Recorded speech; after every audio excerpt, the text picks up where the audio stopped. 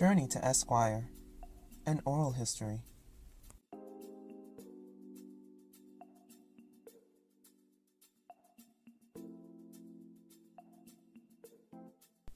A discussion of the life and times of civil rights era pioneering African American lawyers in Tampa Bay, Florida.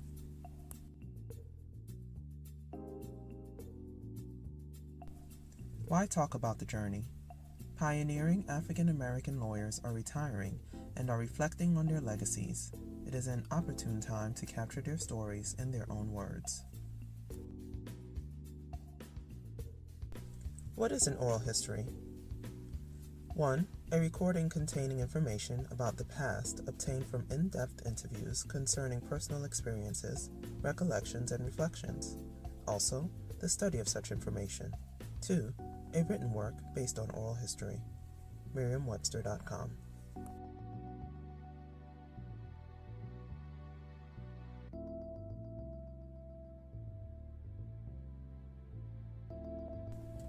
The importance of oral history. A quote, "Oral history shows you that there is more than one perspective and that there are multiple stories in history.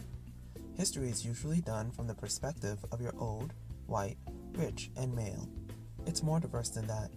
There are other stories that need to be shared and perspectives that are just as valuable that need to be in the history books." Adrian Kane, Assistant Director of the Institute for Oral History at Baylor University. The African American Oral Tradition. Lift every voice. The Florida Bar recently profiled James Weldon Johnson, most famous for penning the words to the affectionately nicknamed Negro National Anthem, Lift Every Voice and Sing.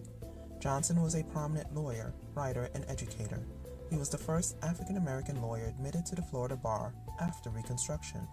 This oral history is an answer to his call to, quote, "Sing a song full of the faith that the dark past has taught us.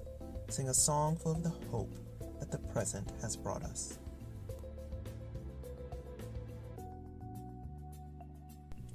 One famous lawyer who inspired many. Justice Thurgood Marshall rose to fame in his work for civil rights all over the South on behalf of the National Association for the Advancement of Colored People, NAACP. He was a source of inspiration for many young people who would later become pioneering lawyers. Mr. Marshall Goes to Florida. Marshall inspired Delano Stewart, Arthenia L. Joyner, and Donald R. Odom, and countless others to become lawyers. Marshall conducted many trials in Florida in his fight for civil rights under the law. His most talked about and dangerous case took place right in Tampa Bay's backyard in Groveland. A quote, "In the post-war decade, Florida would prove to be a state with a boundless capacity for racial inhumanity, even by measure of the rest of the South. Devil in the Grove, Thurgood Marshall, The Groveland Boys, and The Dawn of a New America by Gilbert King." The case of the Groveland Boys made national news at the time, had a significant impact upon the NAACP's goals for future litigation, and is now the subject of an award-winning book. It took place in Florida, a state that somehow escaped the bad reputation attributed to Mississippi, Georgia, or Louisiana, even though it had a higher per capita lynching rate. From the Black History Month review of The Devil in the Grove by Gilbert King, Rhapsody in Books weblog. Delano Stewart, Esquire, Hillsborough County, Florida. Mr. Stewart was the first African American elected to the board of directors of the Hillsborough County Bar Association and member of the Rough Riders Civic Club. Mr. Stewart is a founding member of Tampa's predominantly African American George Edgecombe Bar Association and the Tampa Organization of Black Affairs. Mr. Stewart mentored pioneers Frank H. White, second African American judge in Pinellas County history, George Edgecombe, Hillsborough County's first African American assistant county solicitor, assistant state attorney, and judge, among others.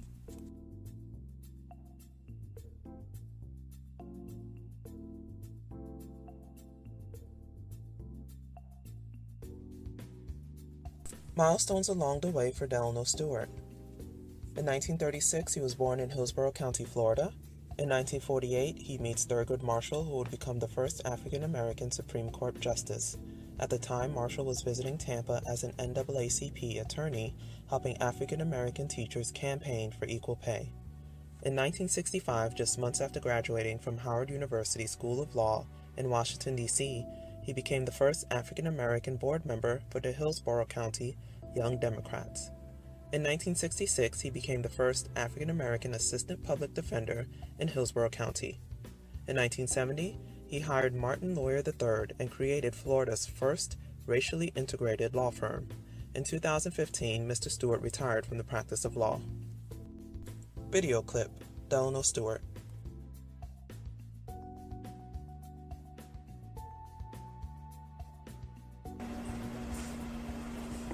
If you develop the following four things: CI, character, integrity, courage, and intelligence, you won't fail. And you have to utilize that in life, remembering that any day that you have and you have the ability to do something, it is not you, it's the talents that God gave you. And what I am afraid of, and I've seen it happen so many times, the climb of a mountain is steep, long, and rigorous. You fall off it in a second. You cannot cheat life. You think you may cheat life. And I make an example out of somebody who I aided and was his good friend and helped him up. And he lost a second district court of appeal judgeship. He got his license taken.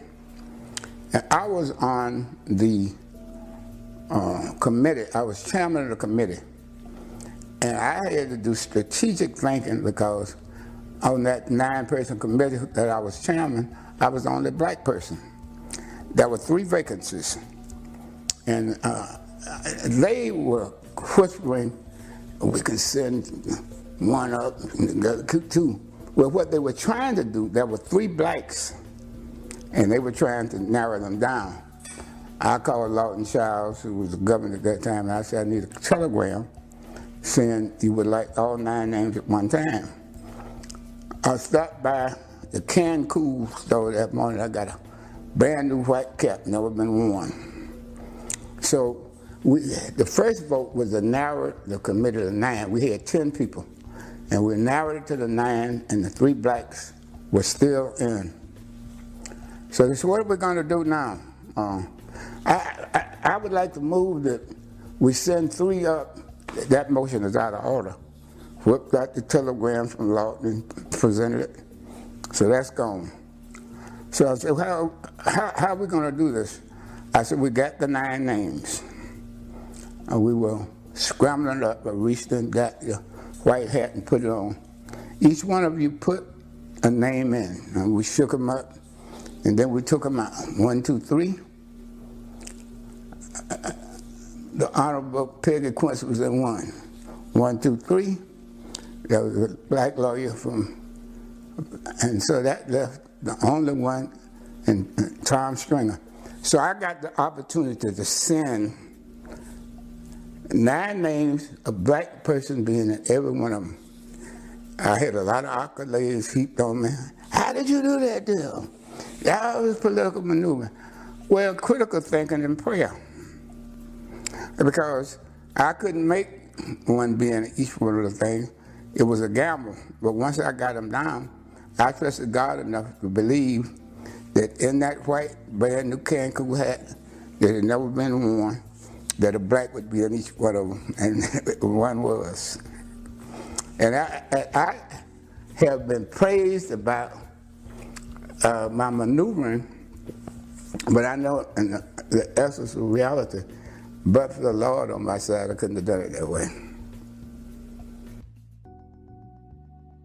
A quote, "My philosophy teacher once said, 'You will die. There is no alternative. You do not control when that will be, but you can control how you live.' That sums up life. If you pursue things you believe in, death is inconsequential." Delano Stewart. Mr. Stewart is working on a book tentatively titled The Negro Lawyer, documenting his times, tribulations, and triumphs during his life and career. Arthenia L. Joyner, Esquire. Polk County, Florida. Miss Joyner attended Florida A&M University, receiving her bachelor's and Juris Doctor degree. She was twice arrested for protesting as part of the Civil Rights Movement. Miss Joyner received the National Black Caucus of State Legislators Lifetime Achievement Award and the President's Award from Florida A&M University. She was inducted into the Hillsborough Women's Hall of Fame in 2014. Miss Joyner is the longest practicing African American woman lawyer in the history of Florida.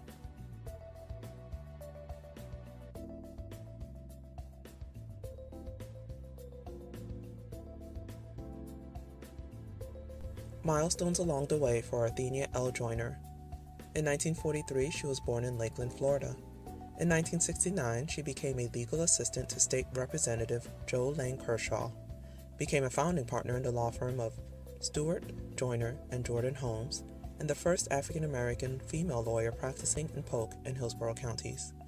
In 1984, she became president of the National Bar Association, the historically African-American National Lawyer Association. She was arrested for her role in a protest against apartheid during her tenure. In 1991, she was appointed to the Hillsborough County Aviation Authority by Governor Lawton Chiles, on which she served as the first African-American board member. In 1995, she was appointed by President Bill Clinton to serve as the American representative at the United Nations Fourth World Conference on Women in Beijing. In 2006, she became a state senator for Florida's 18th district.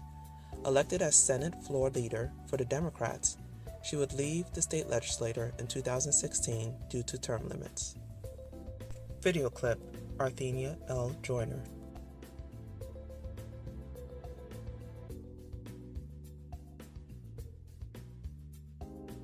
You know, as I reflect back on my childhood, I remember when I was a kid, and I was born in Lakeland, Florida, and my father owned a business, and it was situated near our home.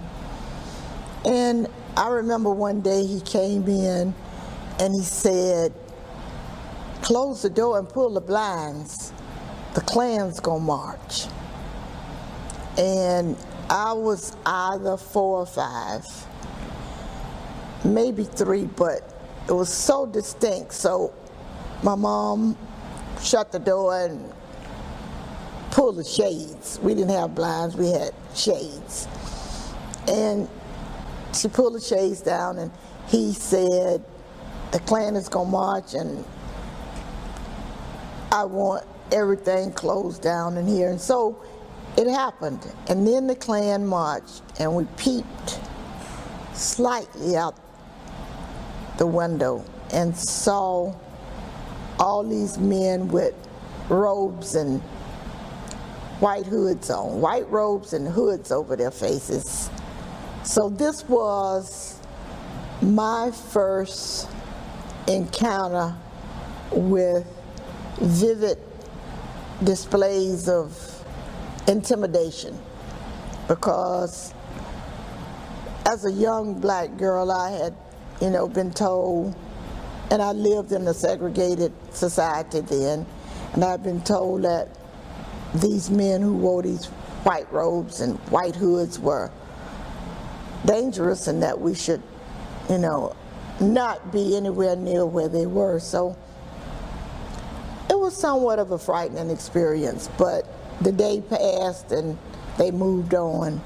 But that was the beginning. That was the beginning of the realization, of the introduction of me to what it was like to be afraid of people who hid their faces. A quote: "I tell younger people, your word is your bond, and to let your word speak for you. You don't have to follow the crowd to be successful, but you do have to stand up for what you believe in, even if you have to stand alone." Arthenia L. Joyner. Ms. Joyner continues to keep a busy schedule and intends to continue her work as an attorney within her community and to serve in private life with the same passion and dedication that she committed to public service. Donald R. Odom, Esquire, Pinellas County, Florida. Mr. Odom was the first African-American lawyer to work in the legal departments of several government offices in his hometown of the city of St. Petersburg. Mr. Odom was a two-term president of the George Edgecombe Bar Association and the Virgil Hawkins Florida chapter of the National Bar Association. Mr. Odom is a lifelong member of the NAACP and was active in its work in the city of St. Petersburg, including being the chair of the Legal Redress Committee.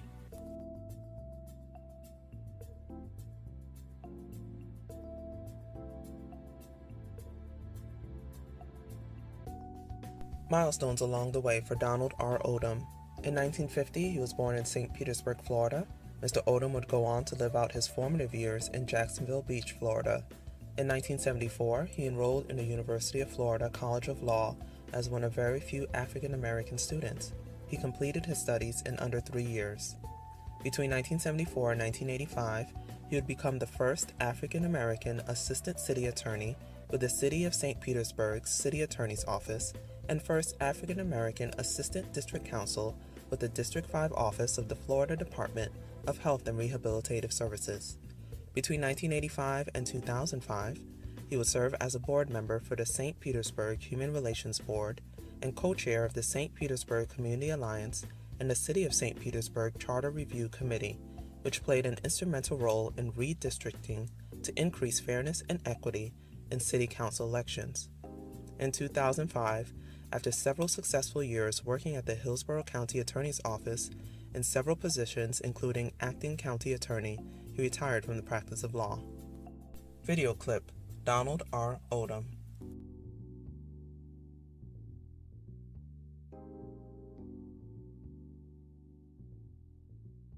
Well, growing up in Florida, you would think that, I did a lot of swimming growing up. And I did swim, but during those days, black people were limited in where they could swim. There was one public swimming pool in St. Petersburg that I could use, and it was called Jenny Hall Pool. And there's the history with that is there were no places for black people to swim in St. Petersburg back then. So this white woman, whose name was Jenny Hall, actually donated the money to build a swimming pool on the south side of St. Petersburg for black people to swim. And the swimming pool still bears her name.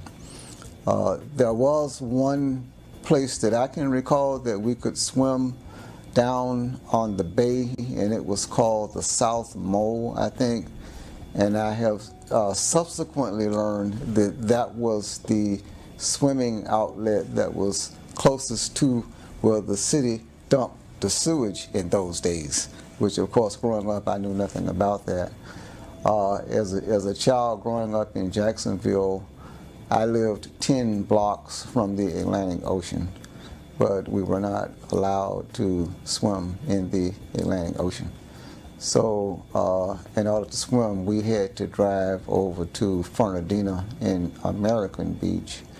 I can barely remember American Beach, but it was, from what I understand, it was quite a place. They had black-owned hotels and nightclubs and restaurants, a whole strip, and people would come, well-to-do black people would come from all over the country and vacation there.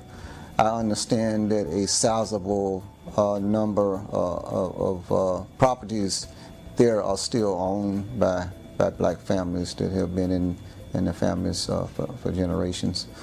So I can recall driving back from after a day at the beach. As I recall, it was because you had to take a ferry, and it was probably like an hour and a half drive, And I can recall driving back late at night, with my family, and if somebody had to go to the bathroom, of course you had to pull to the side of the road because you couldn't use like the public facilities. So it was just kind of one of those indignities that you had to get through, in those days when you were black. A quote: "You should enter the profession because you are committed to it and you desire to help others. If you are committed to the profession, you will probably be good at it, and the financial regards will eventually come. Donald R. Odom. Mr. Odom is thoroughly enjoying retirement. He frequently travels, plays golf, and stays active in the community and spends time with his family. Justice Peggy A. Quince, retired, Florida. Quince was born in Norfolk, Virginia. She was the first African American female Supreme Court Justice to be appointed to the Florida Supreme Court. Before serving on the Supreme Court, she worked in legal aid at the Attorney General's Office's Criminal Division and was an appellate judge with Florida's 2nd District Court of Appeal. Among Justice Quince's accomplishments are the 2003 William Reese Smith Jr. Public Service Award, the 2006 American Bar Association's Margaret Brent Women Lawyers of Achievement Award, and the 2017 William Reese Smith Jr. Leadership Academy's Lifetime Achievement Award. Milestones along the way for Justice Peggy A. Quince. Born on January 3, 1948, in Norfolk, Virginia, Peggy Quince was the daughter of hard-working parents who instilled in her a strong work ethic and a passion for education. Her mother passed, and she and her siblings were raised by a single father. She attended public schools and initially began her path toward medicine before switching to law. In 1972, Quince enrolled in the prestigious Catholic University of America's Columbus School of Law in Washington, D.C. During her time there, she excelled academically, and in 1975, she earned her Juris Doctor degree, marking the first major milestone in her legal career. Shortly after graduating from law school, Quince moved to Florida, where she was admitted to the Florida bar in 1975. She then secured her first job as a legal aid attorney at Bay Area Legal Services, where she provided representation to low-income clients in civil matters, sharpening her skills as an advocate for the underprivileged. In 1980, Justice Quince joined the Attorney General's office in the Criminal Division, where she served for 13 years. Her commitment and hard work led to her appointment as an appellate judge on Florida's 2nd District Court of Appeal in 1993, making her the first Black female appellate judge in the state. On December 8, 1998, Justice Quince joined the Florida Supreme Court, making her the first Black woman to serve. She championed issues such as juvenile justice reform, access to justice, and racial and gender equality. She was Chief Justice from 2008 to 2010 and retired from the bench in 2019 after more than 2 decades of dedicated service. A video clip.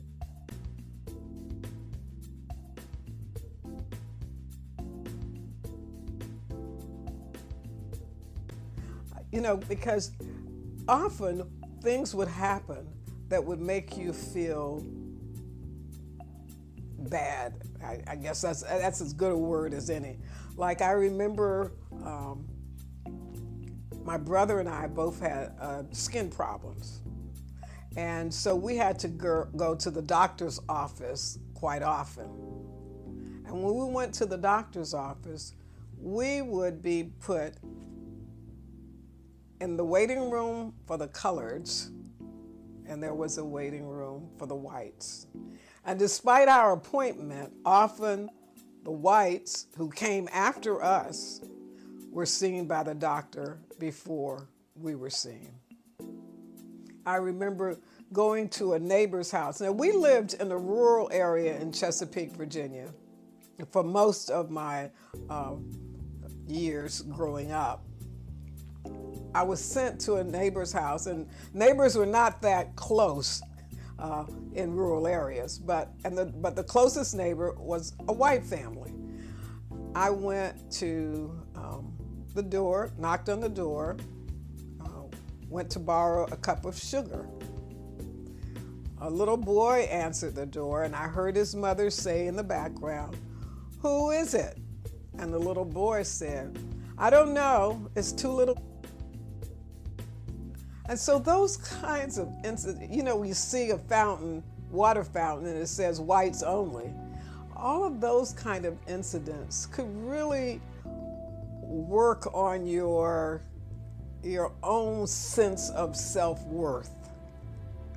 But the teachers that I encountered from my elementary through my high school days really taught me to believe in myself and not listen to all the rhetoric, all the names that you were called. And I don't think I would have gotten that in an integrated situation. It is my belief that, teachers may not have cared about those kinds of incidents, those kinds of things that black students had to put up with, that black people in general, not just black students, but black people in general had to put up with those kind of indignities. Going to the back door of the restaurant, because you could certainly not sit in the restaurant and eat.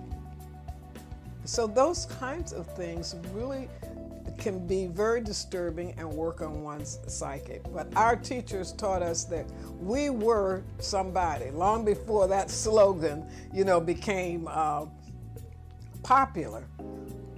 And they told us we could do it. A quote, "And you prepare yourself by studying, by making good grades, so that whatever you want to do, you can move up to the next level, because everyone is going to be looking at how well you've done at the level before that." I think that was great advice. And when I finished school, I went back and talked to those teachers and thanked them for all the good advice and assistance that they gave me. Justice Peggy A. Quince retired. Justice Quince thoroughly enjoys retirement. She frequently travels and stays active in the legal profession through speaking engagements and bar associations. She is also active in the community by serving on several foundation boards. This is just the beginning. Many more stories like these are waiting to be told. There is a wealth of experience and knowledge in the African American legal community in Tampa Bay. The people behind the Journey to Esquire. This project is driven by passionate people who believe in the power of oral history. Director-Producer Jocelyn J. Hardrick, Esquire. A quote, "This project is a labor of love. I get to work with great friends and explore the stories of people I admire while contributing to the rich collection of oral history in my community." Ms. Hardrick has her bachelor's in African and African American Studies from Fordham University. She received her Juris Doctor from the Florida State University College of Law. Ms. Hardrick is admitted to the Florida Bar, the Middle District of Florida, the Southern District of Florida, and the United States Supreme Court. She is the founder of Diversity Access Pipeline, a nonprofit program dedicated to promoting diversity, creating access, and feeding the pipeline of talented, diverse attorneys and professionals.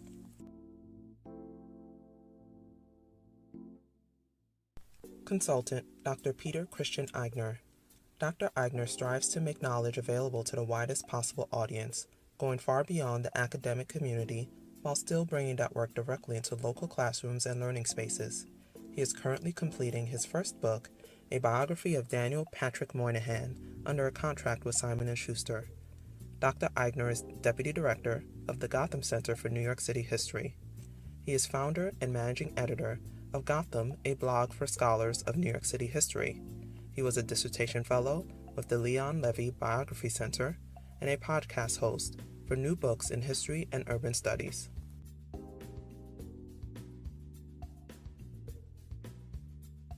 Videographer Ricky Roberts with Ricky Roberts Photography. Where do we go from here? There are many more Journey to Esquire stories to be told. Will you join us on our quest to gather and share them? Contact us for more information. Address: P.O. Box 173044, Tampa, Florida 33672. Phone number: 813-906-6361. Email: journeytoesquire@gmail.com.